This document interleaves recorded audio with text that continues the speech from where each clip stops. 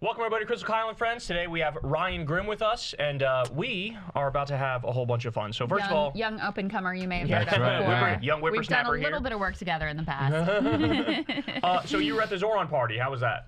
It was a party. It looked like it from the videos we saw. Yeah, people were pumped. The mood from very early on. There was very little to no nervousness because everybody was just looking at how big of a margin he was going to win by. It's the only time the left gets that, right? That's where you want to be. Is he going to win with 40-something? Is he going to crack 50? Is he going to get to 55? And those are fun questions to like be wondering about, rather than is he going to lose by 10 or 15 or 20? Did you see at the Cuomo party that there was this like old Italian guy? Did you see this, Crystal? Oh yeah. Who was like, Curtis Lewa, you're a son of a bitch. He was like screaming at him.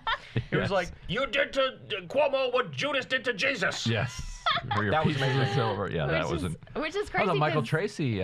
Michael Tracy was at the Cuomo. Was he party. crying?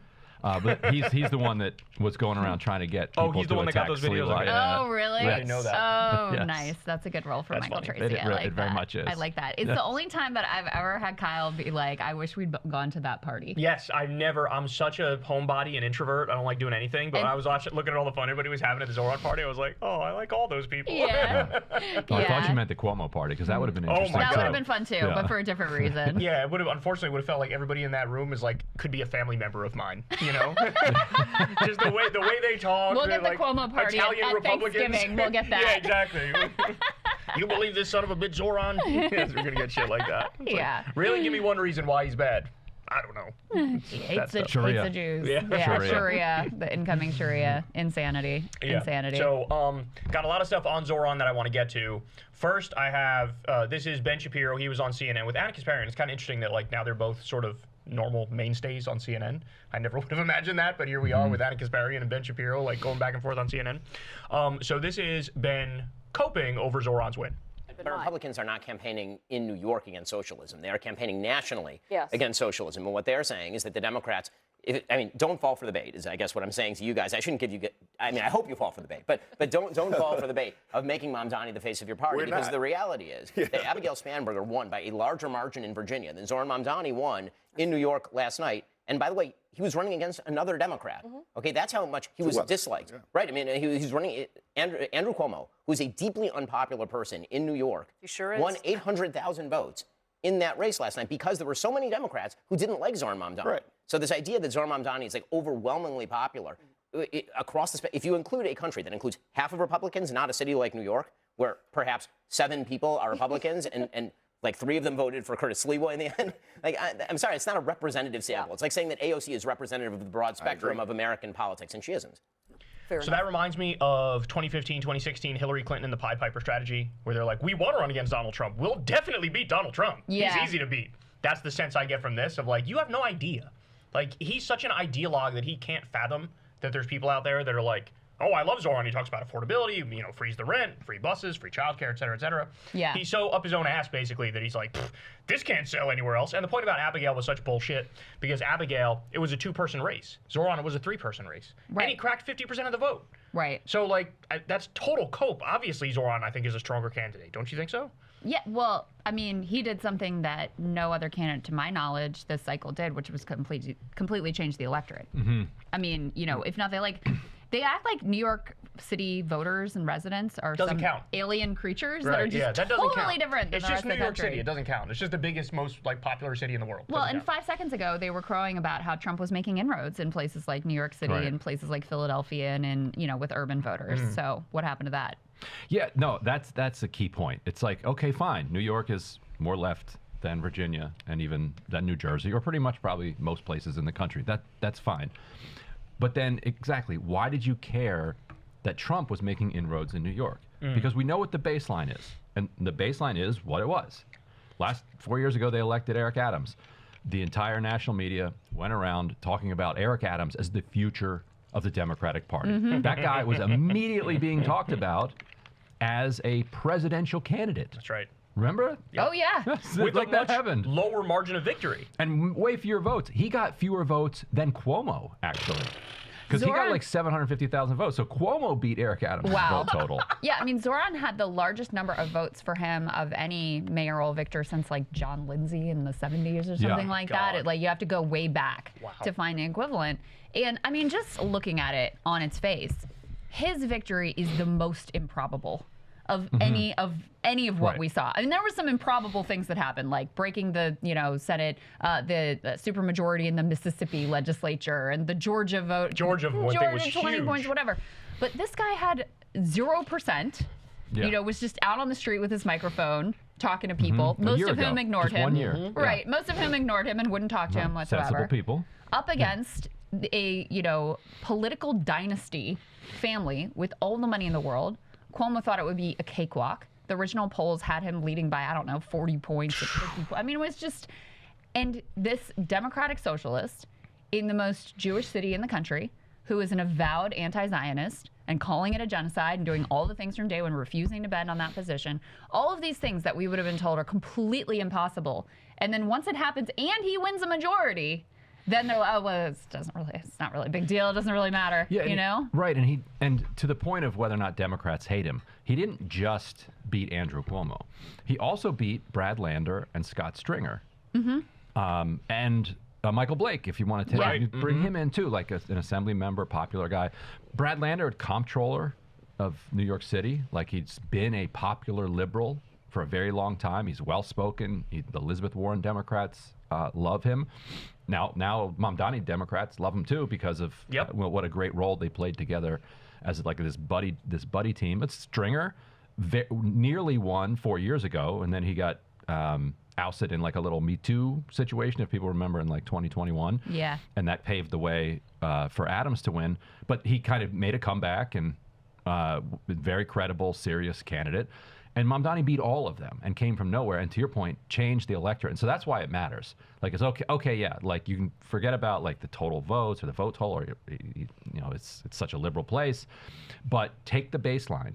It was interesting that Trump did well in New York because from the baseline, he changed the face of the electorate.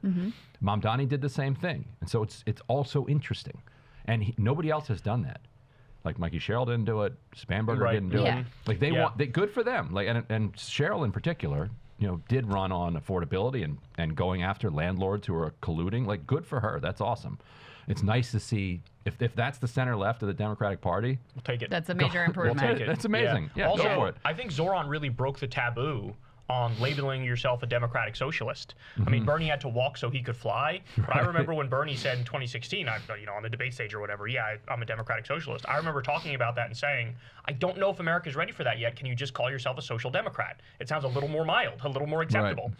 But now when I hear Zoran say it, I felt it myself where I'm like, good, rep it, wear it on your sleeve. He did the CNN interview and he was like, I don't think we should have billionaires. And I was like, good, rep it. Yeah. Whereas in the past, you fear like, oh my God, this whole... What's gonna, Yeah, now you feel like, the popular sentiment on the ground is like, yes, that's what we want to hear because we're getting squeezed here. Working class people are getting squeezed. Well, here's the other reason that this like, who really cares anyway, is total bullshit. It's like, because they care a lot and they're actually freaking out and obsessed with it, like a bunch of these people.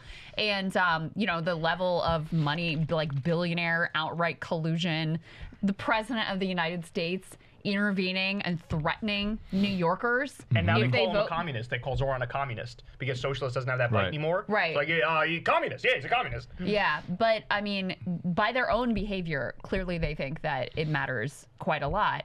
And I think, Ryan, I've been thinking about this, like, obviously a big part of the reason why Schumer and Gillibrand and Hakeem Jeffries and whatever these people Dan Goldman didn't want to endorse him has to do with Israel. Like, no doubt about that. I think part of it too, and you've heard this from sources, as have I, that Jeffries wanted to secure from him some sort of promise he wasn't going to back primary challengers. I don't think he ever got that promise, but he felt compelled he had to get in at the last minute anyway.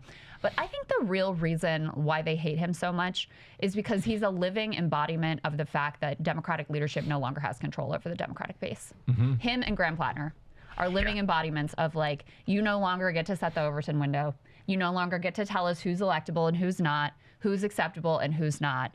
And Zoran in particular, because of him being, this young Muslim, socialist, anti-Zionist. Immigrant. immigrant, all those Africa. things that are supposed to be, this is all too far. We just, the electorate can't take it. I mean, he said some, he said the whole, NYPD, queer liberation, all the stuff. Middle finger to the Columbus statue. Yeah, he did all of it, right? And voters were still like, no, that's our guy. I think that's the real thing that they hate the most viscerally about him, is that it proves that their power that they did really have with the base up until this moment is basically gone.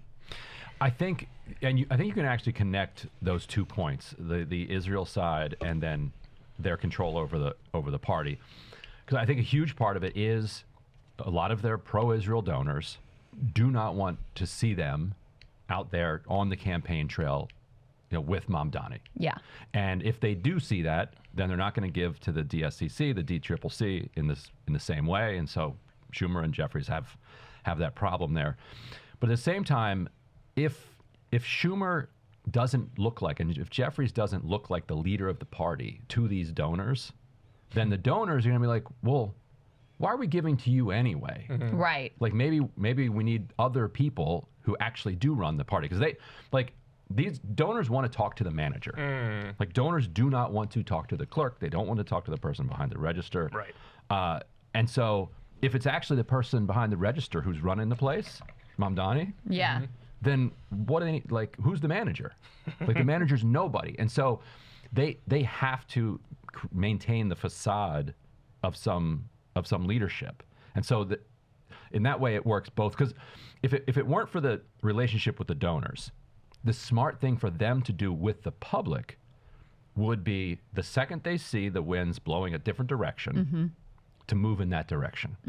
And for Schumer and Jeffries to be at 6 a.m. walking across the Brooklyn Bridge with, holding one side each of the "Our Time Has Come" sign. Yeah. Like that's the craven political basically move. what Hochul did. Right. But if you're also these national Democratic figures who have these relationships with the donors who don't want that time to come, then you're kind of pulled in both directions. Totally. So, yeah. No, they're caught and they know they're caught, and that's sort of why they look absurd right now. But let me give you one more from Ben Shapiro, then I want to get to AOC. So Ben Shapiro said, and I quote, Mamdani said there is no problem too big for government to solve and no matter too small for government to care about. I mean, that is what totalitarians say. So you have Ben Shapiro whining about Zoran being a totalitarian while supporting Donald Trump and everything he's doing, by the way.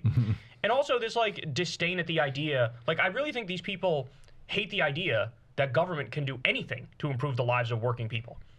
Yeah. No, yeah, that's right. It's a contempt toward the idea of actual democracy where people take a participatory role in society and have ideas about how things should run and kind of funnel those ideas through their representatives and then hold them accountable to make those things happen.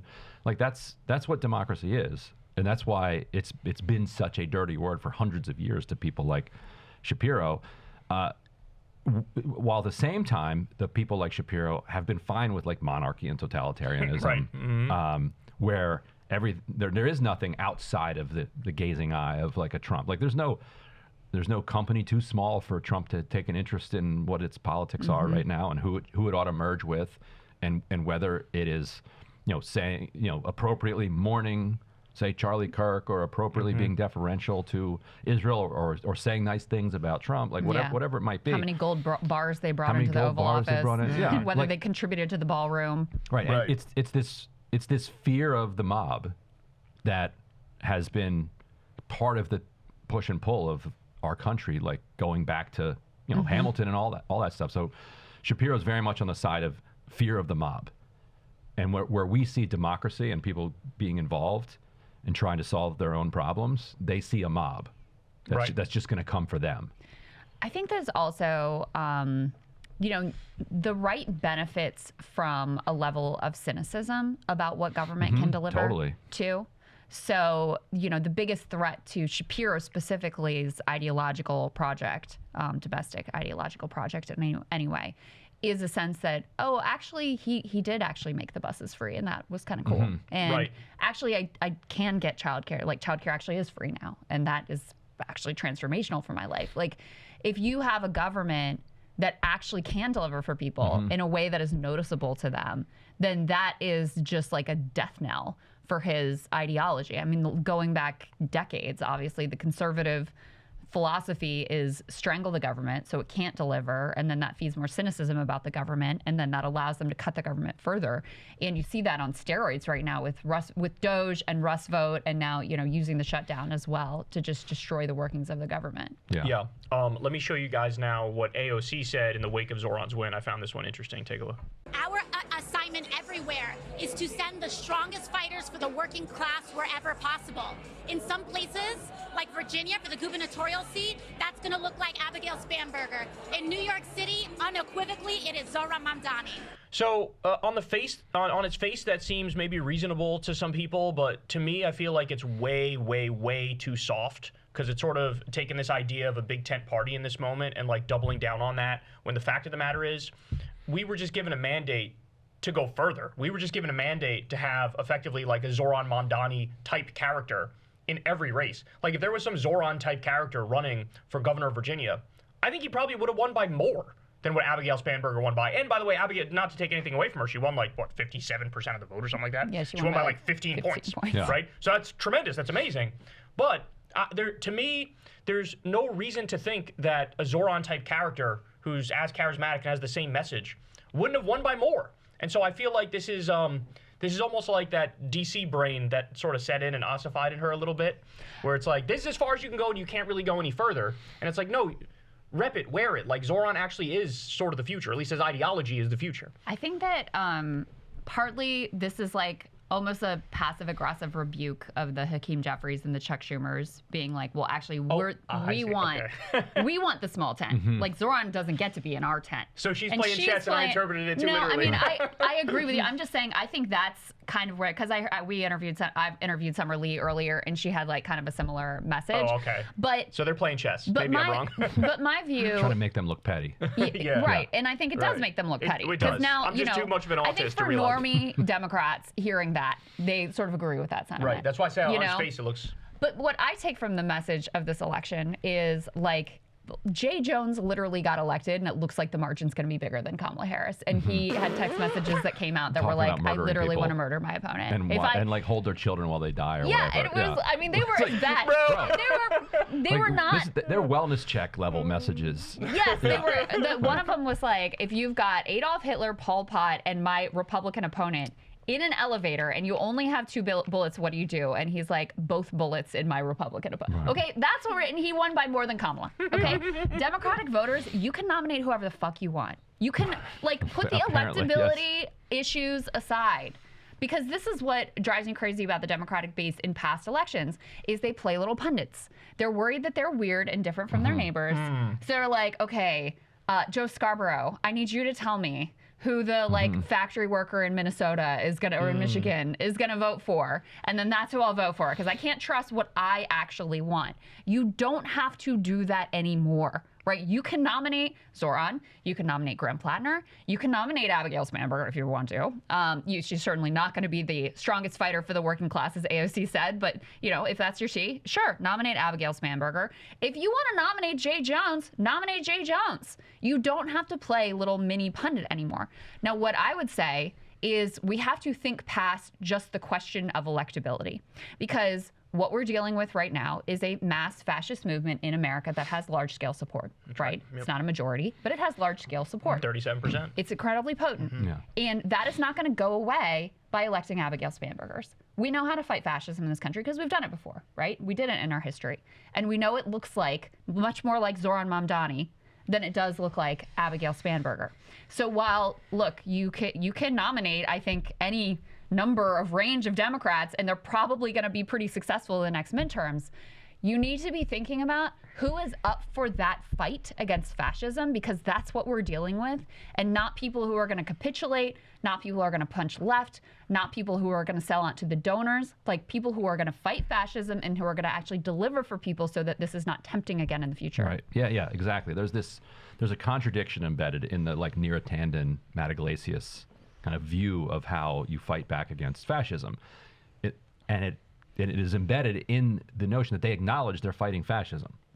So and the only way fascism has ever been beaten is either externally, like through intervention, or through some kind of mass, popular front that presented an alternative vision that could override, what fascism was offering. Like, that's it. There's never been a center-left to center-right coalition that discarded its left populist wing, that was able to use the different small tools of electoral democracy to oust fascism. Like, there's not a single example of that anywhere in the world, in world history. So it's hard to imagine why it would work this time. So that's the contradiction. So even if they're right that this candidate in Virginia, because they've got the CIA connections, and in Northern Virginia, Virginia's a very peculiar and unique place. It's like the home of the CIA and all the federal workers.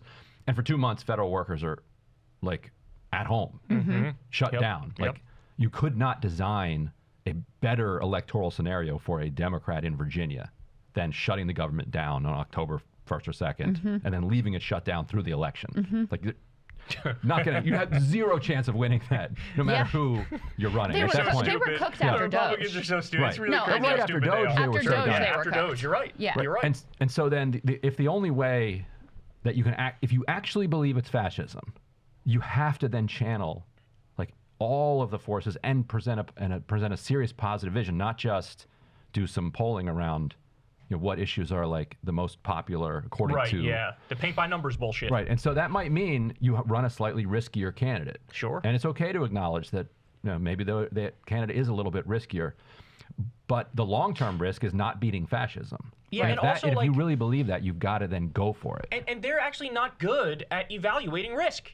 Because you look at somebody like Graham Plattner and they're like, oh my God, we can't do that. Meanwhile, he's up more than anybody's up anywhere in the country. Right. So you don't know what the risk is or isn't. You know what I'm saying? Yeah, well, not to mention, back to the Zoran point, there's one candidate that we've really seen in the past couple of decades on the Democratic side who's actually changed the electorate. And that is incredibly significant, right? And that, New York is not so weird that some of the lessons from that aren't replicable. In fact, they know that because they all, after his affordability message was so powerful that it took out Cuomo and, and Scott Stringer and all these people too. Yeah, guess what? They embraced that too. Yeah. So they know that there was something powerful about his message. Now, he, of course, takes it much further. And, I think people really responded to not only his message, but the way he made his campaign into a movement. We talk a lot about the loneliness crisis and everybody on their screens and whatever. I saw a good piece actually in the New York Times about how part of the strength of his campaign is he broke people out of that. It was a very in-person, in real life, I'm in my community doing things. And it's not a surprise that young people gravitated to that, and that young men gravitated to that at a time when there's so much loneliness, so much loss of meaning. It's here's a thing to be invested in and to get excited about. Right, and we've just had all of these months of oh my God, the young men, we're losing the young men. He wins them by 40 points. They're like, this doesn't matter. Right. Let's make sure to not learn anything from this. And Spanberger, again, not taking anything away from her victory, but she won them by 10 or 12 or something like that, right? And it's so which one is the path? I think I have my answer, you know? Yeah, and if you think about the themes of the Democratic establishment throughout this campaign, and the theme of Mamdani, setting aside the affordability and all the things, those things he's running on. To your point, he was really running on belonging in community. Right. That we all belong together, and together we're going to fight for these things. The Democratic establishment was very clearly and explicitly about exclusion. Yes. You literally do not belong. To this day, Schumer will not say that Mamdani, and by extension, then implicitly his supporters, belong in the Democratic Party. Abigail Spanberger, same thing, was saying that they're not really the same party. Right. And so it's telling people he should be a Democrat, and it's right. Lady, Bro, he won the Democratic primary. What are we talking about here? Right, he should be a Democrat. It is exclusionary language. So you're taking a loneliness crisis and a crisis of atomization and everybody being miserable and staying home, and then telling them they should stay home, that you're not actually welcome here. You don't belong here. And Abigail would like you to vote maybe for her, but don't stink up the place when you do. And that that resonates. Like people feel that. Yeah. People can feel that contempt, and that's not how you're going to marshal together a big enough community to push back against what you have to, which is they believe it's fascism. Go ahead with this one. Yeah. To your point, Ryan, I just wanted to point out that Cory Booker, Pete Buttigieg, and according to Mac, there was even other ones that I missed, Democratic politicians who did this mass like "congratulations everybody" tweets and left Zoran out. Exclusion. Which is like, to me, if anything, these people are just. I know Cory Booker has further ambition, so does Pete Buttigieg. This actually looks to me like you're shooting yourself in the foot. Like now there's no chance you're going to be the standard bearer because the party has just moved so far beyond you and you're just stuck way, way, way in the past. Yeah, and like for what? Like what do you think you gain from that? I mean, I guess it is like AIPAC money, that's what they gain. Booker in particular. Money, yeah, it is and Pete is also a donor creation, so it's no surprise. Right. That, you know, I mean, there have been so many people who have shown their ass through the Zoran election. You know, Kirsten Gillibrand calling him a jihadist. Like, just disgusting. She should fucking resign over that. Yeah. That's disgusting. Imagine saying that, like, look at this fucking, like, hook-nosed Jew or something. Saying that about. Yeah, exactly. It's the equivalent of that. It's the equivalent of that. Yeah, and just, you know, and then Schumer can't say who he voted for. When you have a Democratic nominee, you are a Democratic leader, and his opponent is literally endorsed by President Trump. And you sexually harassed like 30 fucking women. And had to resign in disgrace. Yeah, and you can't say who you voted for. But, you know, one thing I've been thinking about, because what the Neretannans and the Iglesias type, what they would say is like, yeah, but think about Joe Manchin, right? He was the only, now he can't actually win in West Virginia anymore, but he was the only Democrat who could win in West Virginia. And a lot of that type of politics, because I acknowledge, like, you know, it was a very difficult state to win. When he won it, he was able to do it. The way he did it was by, you know, basically punching left, especially in cultural issues, you know, shooting the cap and trade bill and this sort of stuff, right? But he also was a corporatist. Right. And ultimately, his brand of politics, while successful for a short term, for him personally, was devastating to the Democratic Party overall. And that corporatist project of throwing working class people under the bus or just not really caring about them over decades is exactly the reason why it is so hard to win in West Virginia, a state that used to be the most solid Democratic state in the country. Like, that political project that he was engaged in is exactly the reason why Democrats can't win in rural areas, why they have to just put states like Ohio, you know, just be like, oh, well, we're never winning that one again. And now they think they can after. Off the map. Yeah, well, now maybe they can, just because of how terrible Trump is, but yeah. Yeah, and our system sets up these unique situations where you can't just create out of idealization like another alternative. Like people keep saying, well, let's get a Graham Plattner, let's get an oysterman or a lobsterman who didn't have a skull and bones tattoo. Right. Like it's like, okay, well, go ahead, do that. Like, right. And so you wind up in these historical situations where this is what you've got. We wound up with Joe Manchin. I'm actually, if it's Joe Manchin and you need him for the majority and then you have to fight with him about it, okay, fine. Then whatever, yeah. Then whatever. But yes, he didn't have to be a corporatist in order for him to be elected there. Like Jay Rockefeller, who decided to, you know, basically retire, could have kept, he's a liberal guy from West Virginia. He could have kept winning forever. Bob Byrd, if he hadn't died. Like, right. And Manchin happened to have this kind of historical legacy where he was connected to the old Democratic Party. And so people liked him not because he was a corporate corrupt sellout, but they liked him because they knew him and he stood in for like the old populist Democratic Party, even though like if you challenge people on like, well, what about this? Yeah, we don't like that, but we like this part about Joe Manchin. And Jared Golden in Maine, like it makes some people mad, but like driving him out of office without a alternative who can win. Let's see if this guy wins. Like they're going to have a new nominee who's more progressive than him, but it's a Trump plus 10 district or whatever. It's really heavily. So it's like, all right, Jared Golden pisses you off. So that's where I'm like willing to give Iglesias and like Nira and those people like some room. Okay, fine. Like if the left doesn't have somebody that can win there and all you got is this person, fine. Yeah, I think that's the thing. Like, I think we all agree with that, right? Yeah, but, like, well, and here's my thing. But if then they become corrupt and tarnish the brand nationally of the party, exactly. That's and that's also where try to get somebody better. Like, just try to get somebody better. You'll we be get surprised. a non-corrupt one. Here's my thing. The litmus tests in the Democratic Party have largely been around social issues, and there are no litmus tests around economic issues. That's a good point. And so to me, it's unacceptable if you are purporting to be a Democrat and you're siding with the corporations. I cannot be. You will not convince me that there is maybe like Wall Street or something. Like, there are very, very, very few districts in the entire country where that is a popular politics, where you have to bend to the corporations in order to serve. And they don't run on that. They never run on that. Right, they take in the order money. to serve your district. Right.